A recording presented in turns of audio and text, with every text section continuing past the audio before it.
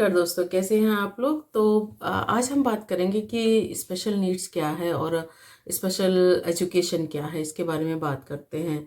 आप अगर मैं एग्जाम्पल के थ्रू समझाऊं तो जैसे आपको याद होगा, मैं एक पौधे का एग्जाम्पल लेके शुरू से चल रही थी। तो आप समझ लीजिए, आपने कोई सीड गाड़ा है, जो पौधा उग रहा है वो इतना जो कह दो सफिशिएंट नहीं है, या उसके अंदर वो एबिलिटीज नहीं है कि वो सीधा खड़ा हो सके। तो मोस्टली हम लोग क्या करते हैं कि एक स्टिक उसके पास में लगा देते हैं और उसको बांध देते हैं, तो उसको सपोर्ट मिल जाता है, जिस सपोर्ट के सहारे वो ऊपर बढ़ जाते हैं।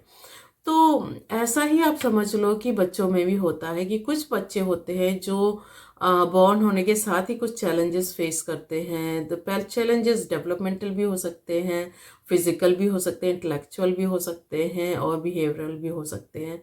तो इसमें क्या है ना, बेसिकली वो भी वही है कि उनको एक थोड़ा सपोर्ट चाहिए होता है अपनी लाइफ को इंडिपेंडेंट बनाने के लिए, दूसरा अपनी एजुकेशनल अचीवमेंट को पाने के लिए। तो जो स्पेशल जो उनको आप कह दो उनकी नीड्स स्पेशल होती है, उनकी रिक्वायरमेंट स्पेशल होती है, जिस वजह से उनको स्पेशल एजुकेशन की ज़रूरत पड़ती है। तो इसमें जो है ना, जैसे आप फिजिकल की बात करें, सो मल्टीपल स्क्लेरोसिस हो गया, अस्थमा हो गया, एपिलेप्सी हो गई, सेरेब्रल पाल्सी हो गई, मस्कुलर डिस्ट्रॉफी हो गई। डेवलपमेंटल में बात करें तो आपका डाउन सिंड्रोम, ऑटिज्म हो गया, डिसलेक्सिया हो गया, डिस्प्रेक्सिया हो गया एंड प्रोसेसिंग डिसऑर्डर हो गया। बिहेवियर में बात करें तो ADHD, ADD, ODD और बाइपोलर, OCD और एक्सेट्रा। और अगर सेंसरी की बात करें तो आप ये कह दो उनके सेंसर्स में जैसे कुछ प्रॉब्लम होती है, उनकी स्पीच एंड लैंग्वेज में प्रॉब्लम होती है, या फिर वो ब्लाइंड होते हैं, या पार्शली ब्लाइंड होते हैं, या पार्शली इम्पेयर्ड होते हैं, डेफ होते हैं। तो इन सारे टॉपिक्स को जो है ना, मैं एक एक करके कवर करूंगी और एक एक डिसेबिलिटी और चैलेंजेस को मैं जो है ना बताऊंगी। इसके अलावा ये भी बताऊंगी कि आप घर पे ही उनको कैसे हेल्प कर सकते हैं, उनको किस तरह की स्पेशल एजुकेशन दे सकते हैं ताकि वो अपने पे डिपेंडेंट हो सके और अपना फुल पोटेंशियल को एक्सप्लोर कर सके। स्पेशल एजुकेशन भी वही है, स्पेशल एजुकेशन क्योंकि उनकी स्पेशल नीड्स है, तो उनके हिसाब से टेलर्ड एजुकेशन जो दी जाती है, ताकि वो अपने फुल पोटेंशियल को आइडेंटिफाई कर सके और उसको एक्सप्लोर कर सके और कर सके, उसको एक्सप्लोर कर सके और उस पर काम कर सके। तो इस तरह का जो है एजुकेशन को स्पेशल एजुकेशन कहते हैं। तो इन सबको मैं धीरे धीरे आगे के सारे वीडियोस में कवर करूंगी। लेकिन जो बड़ा इशू आता है वो आता है कि जब पेरेंट्स आते हैं तो वो पूछते हैं why me and why my child और माई वाई माई चिल्ड्रन।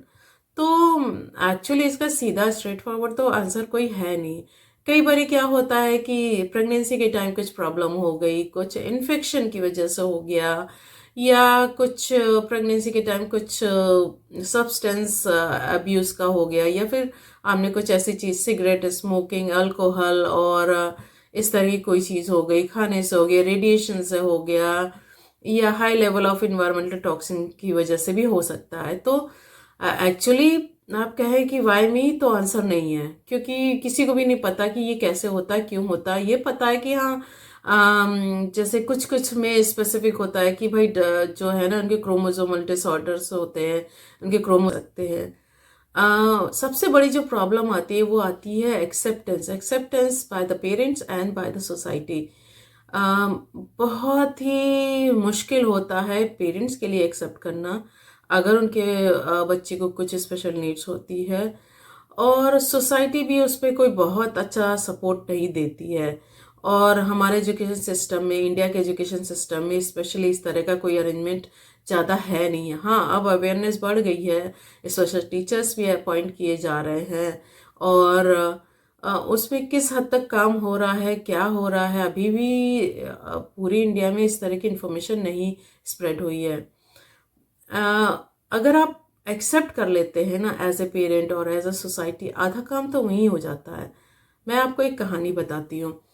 मैं अपने एक रिलेटिव क्या गई थी, बहुत साल पहले की बात है, आई वुड से 25 ईयर्स और की पहले की बात है, जब मैं इंडिया में थी। तो अपने पेरेंट्स के साथ एक रिलेटिव, मैं छोटी थी, मतलब not that, I think I was in college. तो मैं जो है ना अपने पेरेंट्स के साथ जो है ना अपनी एक रिलेटिव के यहाँ गई। तो बस हम लोग बैठे ही थे जाके और बात करना शुरू किए थे, तभी एक वहाँ से लड़की बाहर से आई भागती हुई, और अंदर साड़ी पहनी थी, छोटी सी लड़की, क्यूट सा फेस, और मुझे लगता है उसकी age I think just maybe 14 15 और 16 अराउंड। तो वो अंदर आई, तो जैसे ही वो अंदर आई तो मेरी जो रिलेटिव थी उन्होंने बोला कि हाँ हाँ तुम आ गई, जाओ जाओ अंदर जाके चाय बना के लाओ सबके लिए। तो ऐसे करके उसको बोला। अब वो घर जो उनका घर था बहुत बड़ा नहीं था, तो किचन भी सामने दिखाई दे रहा था। तो वो बड़ी मुस्कुराती ही जो लड़की थी वो बड़ी मुस्कुराती हुई अंदर चली गई चाय बनाने के लिए, और मैं उसको देख रही थी।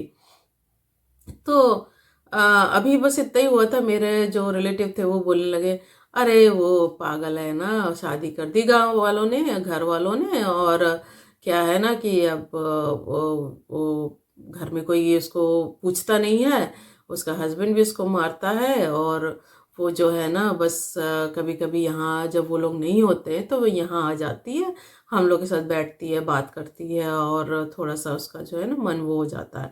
तो ऐसे करके बोली। तो अब वो बंदी जो है ना ये सब सुन रही थी, वो किचन में थी, आई सेड इट्स बहुत ज़्यादा डिस्टेंस नहीं था, सामने ही दिखाई पड़ रहा था। तो वो सुन रही थी। आप ये समझिए कि हमारे यहाँ हमारी सोसाइटी में हर किसी को पागल बोल दिया जाता है।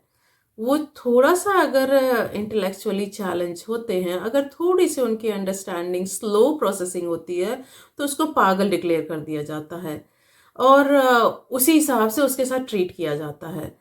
वो भी एक नॉर्मल ह्यूमन बीइंग है और उनको उसी के हिसाब से ट्रीट करना चाहिए। अब वो उनके घर आती तो उन्होंने बोल दिया कि ठीक है तू जा चाय बना। ऐसा बहुत बारी होता है कि हम उनको just either we ignore them, और हम सोचते अरे इसको यही तो आता है तो इससे यही कराएं। ठीक है, आप उनकी एबिलिटी और डिसेबिलिटीज को जानते हैं, उसके हिसाब से काम करते हैं, लेकिन इमीडिएटली अब आप उसके प्रोस्पेक्टिव से सोचिए, वो जो बंदी वहां खड़ी है वो सुन रही है, वो उसका कितना ह्यूमिलेटिंग फील होगा कि वो हम लोग कितने उस टाइम पे 6 7 लोग थे, 6 7 लोग के सामने जो हमारे रिलेटिव है उसके बारे में बात कर रहे हैं और बोल रहे हैं वो पागल है। और इस तरह की बातें बता रहे हैं, और उसको, और वो आप ये कह दो कि जैसे मैंने बोला कि वो या तो 14 से 16 के बीच में होगी, बहुत छोटी लग रही थी, साड़ी पहनी हुई थी उसने, और जो है ना वो मतलब एक स्माइल थी, लेकिन वो स्माइल में भी एक एक जब ये बात कर रही थी वो, मैंने उसका फेस देखा, उसका फेस काफी डाउन था। मतलब वो जब मुस्कुराते हुए अंदर घुसी थी, लेकिन जब ये हुआ तो वो जैसे ऐसा लगा कि जैसे वो सहम सी गई, मतलब एक एक दर्द सा उसके चेहरे पे नजर आने लगा।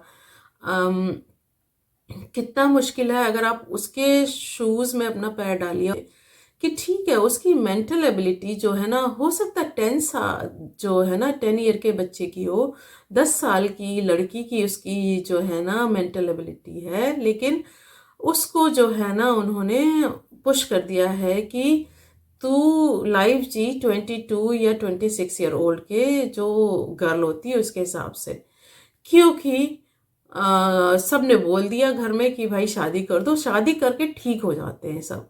ऐसा कैसे होता है कि शादी कर देने से आ, किसी की जो डिसऑर्डर जो बचपन से पेट से लेके आए हैं वो ठीक हो जाते हैं? ये कॉन्सेप्ट मुझे कभी भी समझ नहीं आया, और ये कॉन्सेप्ट पता नहीं क्यों है इंडिया में, और पढ़े लिखे लोग भी ऐसे रिएक्ट करते हैं। ये तो मैंने बताया कि भाई ठीक है वो गांव की लड़की थी, गांव का एक था, हम लोग शहर में रह रहे थे, वो गांव से आई थी, गांव से उन्होंने शादी कर दी, ठीक है। वो लोग ज्यादा पढ़े लिखे नहीं होते हैं, मान लेते हैं हम। अब तो खैर सिचुएशन बदल गई है, लेकिन उस टाइम पे ज्यादा पढ़े लिखे लोग नहीं थे, तो उन्हें ये जो सजेस्ट किया गया उन्होंने कर लिया। लेकिन अगर मैं पढ़े लिखों की भी बात करूं तो बहुत ज्यादा नॉलेज नहीं है पढ़े लिखों को भी। प्रिंस को एक जो है ना बना बनाया, वो तो कॉन्सेप्ट क्या है कि ये बीमारी है, ये बीमारी नहीं है। Special need is not a disease, ये बात को समझना बहुत जरूरी है। ये जो है ना ये ऐसा नहीं है कि आप कुछ दवा देंगे तो फिक्स हो जाएगा, ये ठीक हो जाएगा, ऐसा कुछ भी नहीं है। ये लाइफ लॉन्ग चलता है, ये पेट से चेंजेस हो के आते हैं उनकी एक्चुअली जीन्स में कह दो, और उनके ब्रेन में, तो उसका आप जो है ना इसको किसी दवा से ठीक नहीं कर सकते हैं। और अगर कोई ये बोलता है कि इसको दवा से ठीक कर सकते हैं तो वो बहुत ही गलत है। हाँ ठीक है, जैसे एडीएचडी में है, एडीएचडी में वो जब बहुत ही हाइपर एक्टिव होते हैं क्योंकि इनके इम्पल्सेस पे कंट्रोल नहीं होता है, तो उनको एक मेडिसिन दी जाती है जिससे वो थोड़ा सा बैलेंस हो जाए, थोड़ा सा जो हाइपर एक्टिविटी है वो कम हो जाए, तो उनका अटेंशन स्पैन बढ़ जाए। वो डिफरेंट स्टोरी है। लेकिन बहुत सारी में ऐसा नहीं है। इसमें क्या होता है ना, आपको स्पेशल नीड्स देनी ही, उनको स्पेशल एजुकेशन बतानी ही पड़ती है ताकि वो अपने को भी समझ पाए और अपने सोसाइटी में उसको लीड भी कर पाए।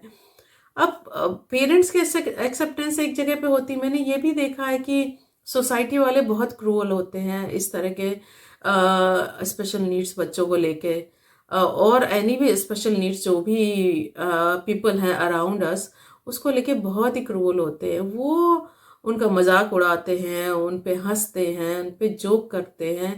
अरे भाई, जोक अगर आप होते उस सिचुएशन में, आपके अंदर कुछ एम्पैथी है, तो आप जरा अपने को उसके शूज में रख के देखिए और फिर देखिए कि यह कैसा लगता है। एक्सेप्टेंस इतना वो है कि वो बस कहते हैं अरे ये ले लो तुम और इसको फिक्स कर दो।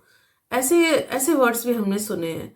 तो बहुत ही सरप्राइज होता है। पेरेंट्स के एक्सेप्टेंस की एक और बात बताऊंगी। पहले में जो था, बहुत ही आप कह दो एक सिचुएशन ऐसी थी कि किसी के अगर ऐसे बच्चे होते थे तो वो उनको कमरे में बंद करके ही रखते थे। वो उनको कहीं जाने ही नहीं देते थे, उनको जो है ना कहीं इंटरेक्ट करने का, कहीं जाने का मौका ही नहीं देते। इसकी एक स्टोरी है कि यहाँ आयरलैंड में एक प्लेस है वेक्सफोर्ड, वेक्सफोर्ड में एक हॉन्टेड हाउस है। हॉन्टेड हाउस की स्टोरी ये है, और वो रियली में हॉन्टेड हाउस है क्योंकि उस पे टूर्स एक्चुअली ले जाते हैं और लोगों ने फील किया है वहाँ पे। और बहुत साल तक बंद रहा है, अभी कुछ साल पहले ही उसको ओपन किया गया है लोगों के विजिट के लिए। लेकिन उस हाउस की, वेक्सफोर्ड हाउस की भी यही स्टोरी थी कि बच्ची जो है ना थोड़ी सी स्पेशल नीड्स थी एंड मेंटली चैलेंज थी, तो उसके पेरेंट्स जो है ना शेम की वजह से, सोसाइटी में शेम की वजह से उसको कहीं ले जाते नहीं थे। तो वो पूरे दिन अपने घर में ही बंद रहती थी। ये कह दो कि बहुत बड़ा घर है, कैसल जैसा, किले जैसा एक जो है ना घर है, और काफ़ी बड़ा गार्डन है और वो है। तो वो हर टाइम उसको घर में ही बंद रखते थे, कहीं भी वो कहीं भी नहीं जाती थी। तो वो अकेलापन, फ्रस्ट्रेशन और वो सब जो है ना बिल्ट इन होता गया उसके अंदर। और आगे की स्टोरी और भी है, लेकिन कि वो अकेले थी और कोई आया और कुछ हुआ, तो उसके बाद जो है ना वो कमरे से बाहर नहीं निकली और उसके जो है ना वही कमरे में डेथ हो गई। जिस आप देखोगे ना नेटफ्लिक्स पे एक हॉरर मूवी भी है जिसका नाम है डिसअपॉइंटमेंट रूम। तो उसमें भी वही दिखाया गया कि जो पहले पेरेंट्स थे वो इतने स्ट्रिक्ट थे कि वो अगर ऐसे बच्चे होते तो उनको कमरे में बंद करके छोड़ देते थे। तो क्या कि जो बिल्कुल सोचते हैं अरे लोग क्या कहेंगे, अरे भाई लोग की चिंता क्यों करते हो? आप अपने बच्चे की चिंता करो ना, आप अपने बच्चे की कैसे हेल्प कर सकते हो उसकी चिंता करो ना। जब आयरलैंड आने से पहले मैं जो है ना एक स्पेशल स्कूल में काम कर रही थी। मैंने तभी बीएड इन स्पेशल एजुकेशन किया था और उसके बाद मैं एक स्कूल में, स्पेशल स्कूल में काम करने लगी थी। तो हुआ क्या था कि वहाँ पे, अब मैं तो नहीं थी, एक कह दो स्टूडेंट टीचर जैसे थी, तो मुझे ज़्यादा तो नहीं पता था। तो मैं जो है ना जो भी है, जो मेरी भी इंफॉर्मेशन, जो भी मेरे पास नॉलेज थी उसके हिसाब से काम कर रही थी। लेकिन एक दिन एक क्लास में गई थी तो एक टीचर पढ़ा रही थी, तो मैं दूसरे बच्चे के साथ काम कर रही थी, जैसे टीम टीचिंग होती है उस तरह का एक कुछ था, तो मैं वो कर रही थी। तो मैंने देखा है कि जो टीचर थी वो बहुत सीनियर टीचर थी। आई डोंट नो उन्होंने स्पेशल एजुकेशन किया हुआ था कि नहीं किया हुआ था। तो वो लेकिन वहाँ पे काम कर रही थी। उन्होंने क्या किया, वो जो एक बच्ची थी छोटी सी, मेरे ख्याल से आई थिंक 8 ईयर्स की होगी, तो उसने कुछ पता नहीं कुछ गड़बड़ किया, कुछ गलत किया, मुझे एग्जैक्टली नहीं पता कि क्या हुआ था। और वो उसको बहुत बुरी तरीके से चिल्ला रही थी और चिल्ला के उसको बोली कि कपड़े उतार अपने, हमने कपड़े उतार। यहाँ पूरी क्लास 10-12 बच्चे थे उस क्लास में, एक साथ बैठे हुए थे, 2 टीचर्स थी और एक वो तीसरी 3 टीचर्स थी। और बोली नहीं तू कपड़े उतार। और उसको जो है ना, वो बच्ची रोए जा रही थी और वो बोल रही थी मेरे से हो गया, अगली बार नहीं होगा।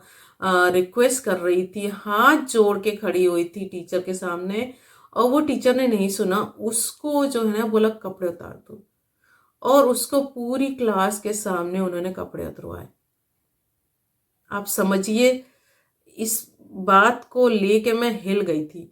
मुझे बिल्कुल भी पसंद नहीं आया था जो बिहेवियर उस टीचर ने किया था उस बच्ची के साथ। नहीं करेगी, मैं जाके टीचर को बोली भी, लेकिन वो सुनने को तैयार नहीं, वो मुझे भी डांट के भगा दी। और वो भी ये अच्छा नहीं लगा, किसी की तुम क्लास में इंसल्ट करो। आज अभी आप देखो ना, कम से कम 3-4 साल के बच्चों को भी ये समझ आ जाती है कि मुझे कपड़े में रहना है और ये मेरी सेफ्टी एंड सिक्योरिटी है, ये मेरा एक सेफ एनवायरनमेंट है, और ये अच्छा है, ये गलत है, और उनको समझ होती है।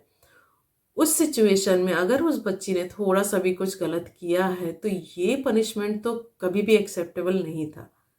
लेकिन क्या है कि कौन बोलता है, कौन शिकायत करेगा? पेरेंट्स तो इग्नोरेंस पे रहा है। ठीक है, एजुकेशन में जा रहा है, कुछ सीख रहा है, ठीक है, वो भी ध्यान नहीं देते, क्योंकि उनके अगर दूसरे बच्चे हैं जो बिल्कुल ठीक है तो वो उनका सारा फोकस उस पर चला जाता है। इवन दो जो बच्चा आपका अच्छा है, जो अच्छा कर रहा है, उससे ज्यादा आपको अटेंशन उसको देनी है जिसको हेल्प की जरूरत है। होता उल्टा है कि जिसको हेल्प की जरूरत है उसको हेल्प नहीं दी जाती है और दूसरे को हेल्प दी जाती है।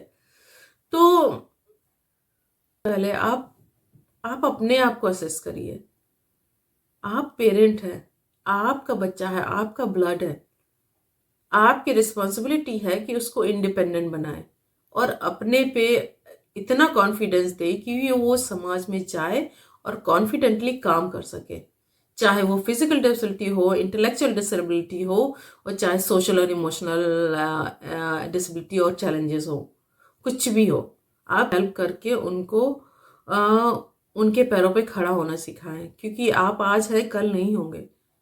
तो उनको अपनी लाइफ खुद जीनी है, तो उसके लिए उनको प्रिपेयर करना बहुत जरूरी है। है ना, 4 लोग, ये 4 लोग आपके बच्चे की भी हेल्प नहीं करेंगे कभी। आप चाहे कुछ भी कर लो, वो बातें बना सकते हैं और बहुत बातें बोल भी सकते हैं, लेकिन वो कभी भी हेल्प नहीं करेंगे। तो आपको ही अपने बच्चे की हेल्प करनी है। ये जो सोसाइटी है ना, ये बहुत क्रूअल है, और इस क्रुएल्टी में बच्चे को लड़ना सीखना है, अपने पे खड़ा होना सीखना है। आप ये समझ लो, वो बहुत ही अनइंटेलिजेंट पीपल है, जो जो किसी की भी डिसेबिलिटी को लेकर या किसी की भी स्पेशल नीड्स को लेकर अगर उस पर हंसते हैं, उस पर जोक बनाते हैं, उनका मजाक उड़ाते हैं, तो डेफिनेटली आर अनइंटेलिजेंट पीपल। वो इंटेलिजेंट नहीं है, वो सिर्फ जो है ना, आप कह दो बेवकूफ कहते हैं ना, जिनको इस चीज के बारे में नॉलेज ही नहीं है, जो इन लोगों को रिस्पेक्ट देना जानते ही नहीं है, तो वो हैं, उनको इग्नोर कर दीजिए। और सोसाइटी में अगर आपके पास, अगर आपका बच्चा ऐसा नहीं है या उसकी स्पेशल नीड नहीं है, अगर आपके पास सोसाइटी में आप में जरा सी भी, आप ये कह दो आपके अंदर थोड़ी सी भी एक सेल्फ रिस्पेक्ट है, इम्पैथी है, तो मेरा ये चैलेंज है इस वीक के लिए कि आप जाइए, और ऐसा कोई भी आपकी सोसाइटी में है या आपके घर में है, आपकी फैमिली में है, जाके उसके साथ 20 मिनट आप बैठिए और 20 मिनट बस ये देखिए कि वो क्या बात कर रहे हैं, क्या कर रहे हैं, और उनसे इंटरेक्ट करिए। With in 20 minute you will change your mind. आप उनके साथ बैठ के बात करके देखिए, क्या हुआ कि वो 22 ईयर्स के हैं लेकिन उनका माइंड तो 12 साल के बच्चे का है ना। तो मेरा ये चैलेंज एक्सेप्ट कीजिए, जाइए बच्चे के साथ बैठिए, टाइम स्पेंड कीजिए, और उसके बाद मुझे कमेंट बॉक्स में लिखिए कि आपने क्या फील किया। ठीक है, और इन सारे जो स्पेशल नीड्स को मैं एक एक करके कवर करूँगी आपको, और डिटेल में इंफॉर्मेशन दूंगी कि आप उनसे कैसे इंटरेक्ट कर सकते हैं, उनको कैसे हेल्प कर सकते हैं, और उनकी एजुकेशन में उनकी कैसे हेल्प कर सकते हैं, उनकी डिफरेंट जो रिक्वायरमेंट, जो नीड्स हैं, उनको आप कैसे फुलफिल कर सकते हैं। पेरेंट्स के लिए तो है भी, अगर आसपास भी आपके कोई ऐसा है और आपका कोई फ्रेंड है जिसके बच्चे हैं या कोई और है, तो आप उनकी हेल्प करना चाहते हैं तो ज़रूर फॉलो करें और प्लीज़ शेयर कर दें जिनको हेल्प मिल सकती है। मैंने कैसे बोलूँ कि देखा है, बहुत ज्ञान बांटा जाता है व्हाट्सएप पे, बहुत सारे ज्ञान बांटे जाते हैं व्हाट्सएप पे या डिफरेंट तरीके के, लेकिन कितने लोग हैं जो वो अपनी लाइफ में जो है ना अप्लाई करते हैं? कितने लोग हैं? जब फिजिट स्पिनर आया था, बहुत पॉपुलर हुआ था, यहाँ पे सब बच्चे उससे खेल रहे थे, तो किसी ने ज्ञान बांटा व्हाट्सएप पे कि फिजिट स्पिनर जो है ना डिसेबल बच्चों के लिए है, मेंटली चैलेंज बच्चों के लिए है, तो नॉर्मल बच्चों को नहीं देना चाहिए, उससे उनको असर पड़ेगा, उससे उनका दिमाग में प्रॉब्लम हो जाएगी, ये हो जाएगी, वो हो जाएगी करके इस पे डाला। और मैं उसी टाइम उसका जवाब देना चाहती थी, लेकिन मैंने नहीं दिया। मैंने कहा कि कहते हैं ना कि वो एक लाइन है कि do not argue with unintelligent people. तो उसमें क्या आर्ग्यू करूं? व्हाट्सएप का पड़ा हुआ इधर से उधर फॉरवर्ड किया जा रहा है, किसने दिया किसने भेजा कुछ नहीं पता, क्योंकि उनको अटेंशन में प्रॉब्लम आती है, तो उनके अटेंशन के और उनको फिजिट करने की थोड़ी सी आदत होती है। कुछ बच्चों में फिजिटिंग की ज़्यादा आदत होती है, तो उस फिजिटिंग की हैबिट के लिए उनको जो है ना हेल्प के लिए जो है फिजिट स्पिनर लाया गया था, और वो यूज़ करा जाता है कई सारे स्पेशल नीड्स स्कूल में भी। तो वो जो था एडीएचडी बच्चों के लिए था, एडीडी या फिर जिन हाइपर एक्टिव बच्चे होते हैं उनके लिए था। लेकिन ऐसा कुछ भी नहीं है कि उसको यूज़ करने से किसी और बच्चे को कुछ हो जाएगा, वो अटेंशन स्पैन बढ़ाता ही है। तो जो सोशल मीडिया पे कई सारी पोस्ट रहती हैं ना, आप ज़रूर चेक करें कि सोर्स क्या है, इन्फॉर्मेशन क्या है। प्लीज़ करेक्ट इन्फॉर्मेशन को ही फॉलो करें और उसी पे ही उसी को फॉरवर्ड करें। अगर ज्ञान बांटने से काम नहीं चलता है, ज्ञान बांटना है तो जो है ना अच्छा ज्ञान शेयर करने से नहीं, तो उस पर काम करने से होता है। अपने अंदर भी चेंजेस लाइए और जो आपके आसपास है उनमें भी उनको भी हेल्प करिए कि वो चेंजेस ला सके, तभी ये सोसाइटी आगे बढ़ सकती है अच्छे से और ग्रेसफुली। मैं यूरोप में रहती हूँ तो इसलिए मुझे पता है कि यहाँ पे जो है ना एक्सेप्टेंस स्पेशल नीड बच्चों की बहुत ज़्यादा है। वो मेन स्ट्रीम स्कूल में जाते हैं, उनके फुल राइट्स है कि मेन स्ट्रीम स्कूल में पढ़े। टीचर्स को अडाप्ट करना पड़ता है कि उनके लिए कैसे डिफ्रेंशिएट करें, लेसन्स एंड चैप्टर्स अरेंज करें, प्रोग्राम डिफरेंटली बनाए। सेम लेसन को हम यहाँ यूरोप में अगर हमारे बच्चे हैं, दूसरा मेन स्ट्रीम स्कूल के बच्चे हैं और दो आप कह दो डिसलेक्सिया है, दो ऑटिस्टिक है, वन सर्वर पाल्सी, तो हमें हर एक के हिसाब से अपना लेसन डिफ्रेंशिएट करना होता है।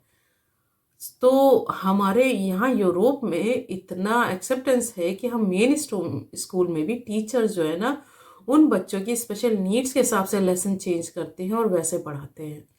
तो इस तरह का कॉन्सेप्ट इंडिया में पता नहीं आया है कि नहीं आया है, और कितना आया है, कितने लोग यूज़ कर रहे हैं स्कूल्स में, पता नहीं। मुझे आइडिया नहीं है, लेकिन मुझे ये पता है कि बहुत लोग सफ़र कर रहे हैं। और सफ़र करने का रीज़न ये है कि वो सोसाइटी में सोचते हैं कि वो फिट नहीं हो रहे। वो पेरेंट अक्सर क्या कहते हैं कि बच्चों को कुछ प्रॉब्लम है तो वो अपने को बंद कर लेते हैं, कहीं आना जाना बंद कर देते हैं, लोगों से इंटरेक्ट करना बंद कर देते हैं, लोगों के घर जाना बंद कर देते हैं। तो एक्चुअली जो चीज़ आपके स्पेशल बच्चे को ज़्यादा चाहिए आप वही कम कर रहे हैं। वो एक्सपीरियंस से ही तो लर्न करते हैं। मोस्ट ऑफ द बच्चे जो मैं शुरू से, आप मेरे वीडियो देखिए, मैं बताइए, उनका एक्सपीरियंस ही मैटर करता है। वो एक्सपीरियंस से ही लर्न करते हैं। तो जो जब जाएंगे सोसाइटी में, बैठेंगे, बात करेंगे, वो उसी हिसाब से वो लर्न करेंगे। तो वो पेरेंट्स क्या है ना, सोसाइटी के डर से अपने को बंद कर लेते हैं अपने घर में, और बच्चे को क्यों बंद कर रहे हैं? नॉर्मल लाइफ आप जीते रहिए और बच्चे को भी नॉर्मल लाइफ जो है ना दीजिए, जितनी नॉर्मल हो सके दीजिए। तो यहाँ जो है ना, यहाँ आके मुझे पता चला सोसाइटी एक दूसरे की हेल्प के लिए है, एक दूसरे को नीचे गिराने के लिए नहीं है। और मैं इसी फंडे पे हमेशा चलती हूँ कि आप दूसरे की अगर हेल्प कर सकते हैं तो आप बात करिए। अगर हेल्प नहीं कर सकते तो बात मत करिए। अगर आपको उसके बारे में नॉलेज नहीं है तो बात मत करिए। अगर आप हेल्प कर सकते हैं और वाकई में हेल्प करना चाहते हैं तो नॉलेज इकट्ठा करिए, उसके बारे में जानिए, तब नॉल ज्ञान दीजिए। और तब जो है ना, जो व्हाट्सएप वाले जो आप जो मैसेज फॉरवर्ड करते हैं तब करिए जब आप खुद उसको अपनी लाइफ में फॉलो करते हैं। ऐसे ही मत करिए। और किसी को नीचा गिराने के लिए कभी भी कोई मैसेज ना तो फेसबुक पे, किसी भी सोशल मीडिया पे नहीं करिए, चाहे कुछ भी हो। किसी को नीचा गिराने के लिए कभी भी कोई, चाहे वो सिर्फ ये बात सिर्फ जो स्पेशल नीड्स है उनके लिए नहीं अप्लाई होती है, सबके लिए अप्लाई होती है। किसी को भी डाउन फील कराने के लिए, किसी को भी नीचा दिखाने के लिए कभी सोशल मीडिया पे कोई पोस्ट मत डालिए। आप अच्छा कर रहे हैं लाइफ में, गुड फॉर यू, अच्छा करिए, अच्छा करना चाहिए। लेकिन आप अच्छा कर रहे हैं, दूसरे की लाइफ में क्या चल रहा है क्या नहीं चल रहा है वो उसके हिसाब से, सब अपनी लाइफ को अपने हिसाब से जीते हैं और उनका अपनी लाइफ जीने का एक तरीका होता है। कई बार बहुत सारी चीज़ें हम करते हैं, कई बार हमें भी नहीं पता हम क्यों करते हैं, लेकिन बस ऐसे जैसे कहते हैं ना, ट्रेन हो गए हम सोसाइटी में जैसे रहने के, तो हम वैसे ही बिहेव करते हैं। लेकिन अगर हम वैसे ही बिहेव करेंगे तो हम भी तो बहुत अलग नहीं है ना। तो हम काहे का ज्ञान बांटे, हम क्यों ज्ञान बांटे जब हम सेम ही है, जो लोग कहते हैं हम भी वही करते हैं। तो आ, अगर बेसिकली आप वाकई में चेंजेस चाहते हैं तो ये मेरा पहला चैलेंज एक्सेप्ट करिए। जाइए, बैठिए, अगर आपका बच्चा है बैठिए उसके साथ, बैठिए आधा घंटा। आधा घंटा नहीं दे पाते आप, 20 मिनट बैठिए, आधा घंटा बैठिए, 1 घंटा बैठिए, जितना टाइम आप दे सकते हैं उतना टाइम दीजिए और बैठिए और देखिए, बात करिए, जो वो कर रहे हैं उसमें इन्वॉल्व होइए, उनको समझने की कोशिश करिए। आप समझ ही नहीं सकते कि वो इंटरनली कितना चीज़ें फेस कर रहे हैं, वो फाइट कर रहे हैं, उनको भी पता है उनमें प्रॉब्लम है, उनको भी पता है। वो अंदर ही अंदर घुट रहे हैं, अंदर ही अंदर अपनी उन चीज़ों को दबा रहे हैं, क्योंकि उनके पेरेंट्स ही उनको नहीं समझते। वो कहाँ जाएंगे, उनके पेरेंट्स ही उनकी हेल्प नहीं करते, उनको सपोर्ट नहीं करते, तो वो कहाँ जाएंगे।